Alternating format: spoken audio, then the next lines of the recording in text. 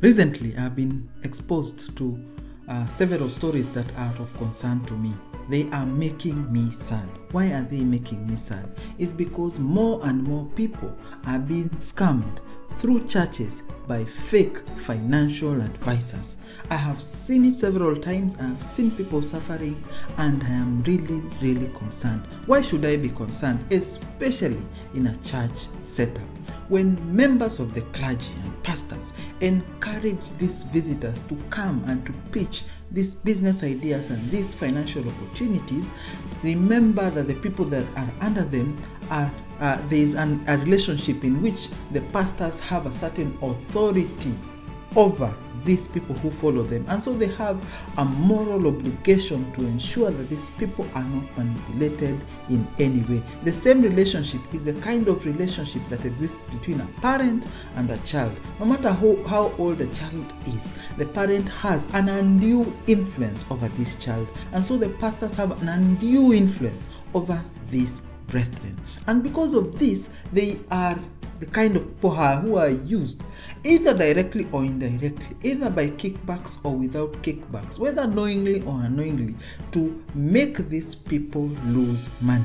Multi-level marketing schemes, Ponzi schemes, are going through churches at a very high rate, and they are causing financial distress. So what are these things, and how can you be able to identify them? So the first thing that I have been able to identify is these people come with plans to be able to edify the members. In fact, the speakers come as guest speakers, and they talk about the financial plans that can be able to encourage these brothers. In fact, they show that the founders are actually born again Christians. And so Christians fall into the trap of trusting people because simply they say that they are born again Christians. Ladies and gentlemen, take all the rules of evaluating every investment, regardless of whether the founder is a pastor or the founder is a man of God or a founder is a person who comes preaching in your church. Because remember, there are a lot of people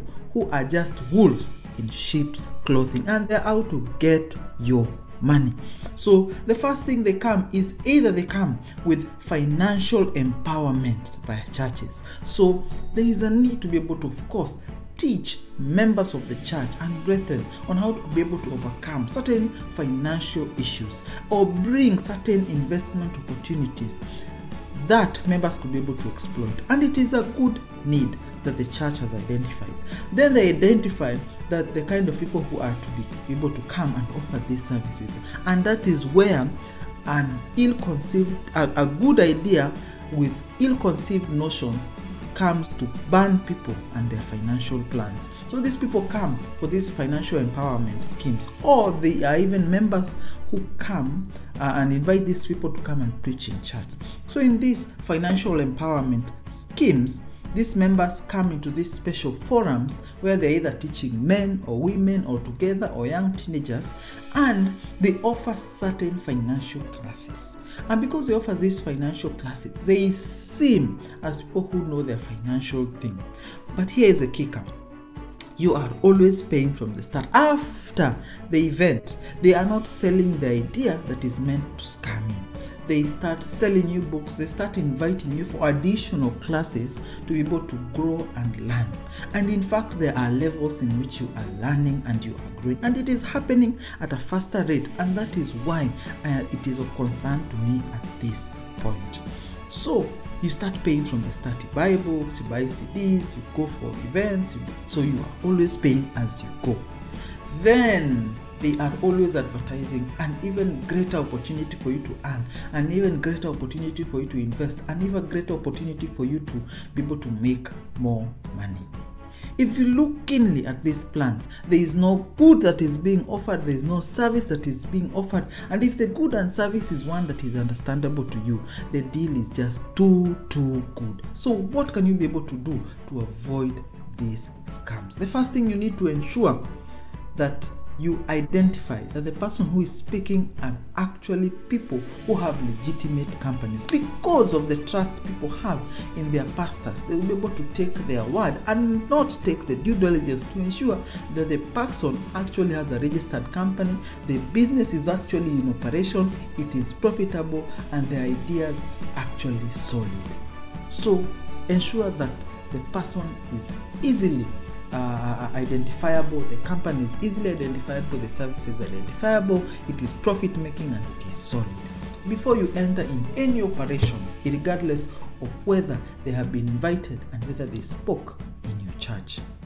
Then the other thing is to start selling the idea of big returns, an easy life. Who does not want an easy life? Who does not want the big returns? Who does not want to sit back and see their investments growing for them? However, ensure that you see to it that it is a legitimate service. Because remember, Ponzi schemes have been set up in such a way that you pay some money so that then the people who pay the first amount of money, they are given a return from the money that additional people bring into the organization. So they tell you, we'll give you a rate of return of say 50% tomorrow. So you give your money today. Then tomorrow, other people who will have heard of the 50% offer and they will bring some of their money and invest. So the money that they give is used to pay you today. Then what do? Because humans are greedy, you look for additional money and you look for additional friends and you go and bring more money to bring on the third day. Then on the third day, the returns on the people who bring their money on the fourth day pay the people on the third day. And it is like that, And because there is no profit that is generated, because there is nothing that is coming along, one day there will be less people on that last day to be able to give enough money to be able to pay for the returns for the people now. And when the individuals understand that the Ponzi scheme can no longer work, they take their money, they disappear, and you're left confused. Actually, the people who make any money are the people who invest initially, get their return, and disappear. But because of human nature and greed, people will even take loans and put their money there on the hope that they will get a 50% return the following day. I will give you a case of something that happened while we were still young. There was a Nigerian pastor who came into Kenya. They held a certain seminar in a big auditorium in Nairobi. And they said that they were going to pray for people's money so that it could double. Of course, people were excited because the preaching was great and everything was working out. But remember, even the devil has people who know how to preach. So this person came with the word and they used the Bible and people were empowered. And he said, I will actually pray for your money so that you can be able to receive financial blessing. On day one, people gave their money and the guy prayed for the money. And somehow he had some money and he was able to give them a return on 50% because the money had been blessed. And the following day, he told them, even the following day, I'm going to pray because I am here for a week. You can bring, I pray, and things like that. So the following day, people brought money. And in fact, the people who got their money the first day came with their friends and even loaned money from elsewhere and brought the second day. Then the second day they were prayed for and there was even more money. And so now it became like a trend. And remember that time there was no Twitter or Facebook or social media the way it is. So people used to call landlines and a lot of people gathered information. And they would call, get more money, take loans, and bring to the pastor in this public auditorium. And the pastor would pray for this. How the Nigerian pastor was able to do it, I do not know.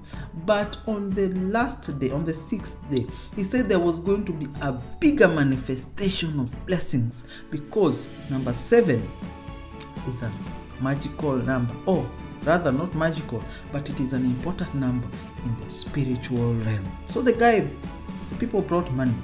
And the guy said, because this is a wonderful number, this amount of money will actually double. And I tell you, on the 6th day, people brought money, millions and millions of money.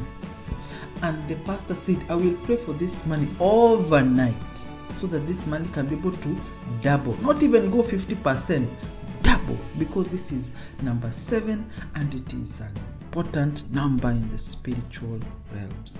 So people brought their money and the pastor prayed for it overnight because it was going to be a kesha. So it was an overnight prayer so that money would be able to double. Of course, the guy had booked a flight that night and people brought their money and he was praying for their money. Of course, people went home and were told you can come the following day because it is going to be a wonderful manifestation. In fact, we're going to have a big worship thing and everything will be well. But it was timed in such a way that everything will be concluded and closed and the guy would have flown out of the country at night. So when the people realized, they came the following day and realized that the pastor was not there, the money was not there, there was nothing that was happening, and in fact the guards were not allowing people to enter into this public auditorium. The people were already scammed. My mom told me that screams would be heard from a long distance of people who had been conned of their money. And remember, this person came in the name of Christianity and being a pastor and preaching the word. Christians become gullible because they trust these individuals, not applying the principles of identifying whether an investment or where you're putting your money is actually solid. So that is how people were conned of their money. And I am seeing a similar trend that is coming up, where people come through churches and through pastors and through seminars and tell people and get people to trust them. And remember, Christians are a lot more trusting of these individuals who come through the church. And later these individuals are scammed and are conned. So this is becoming a challenge, and I felt the need to be able to share these things. You can be able to see these things in the dailies, you can be able to see these things in the news, you can be able to see how multi-level marketing has entered the church and people are losing money and it is becoming a big financial, spiritual problem. Churches are breaking because of these financial issues. So I hope you are learning. I hope that you spread this message, share this word, and leave a comment behind, because this message needs to get to more and more people, because they need to learn and grow and be able to make sure that they make wise financial decisions. So thank you for tuning into my channel. If it is your first time, my name is George Kinori. I'm your online finance guy who speaks about all things finance. I'm here to educate, to motivate, and to encourage you in your financial journey. So thank you and enjoy your day.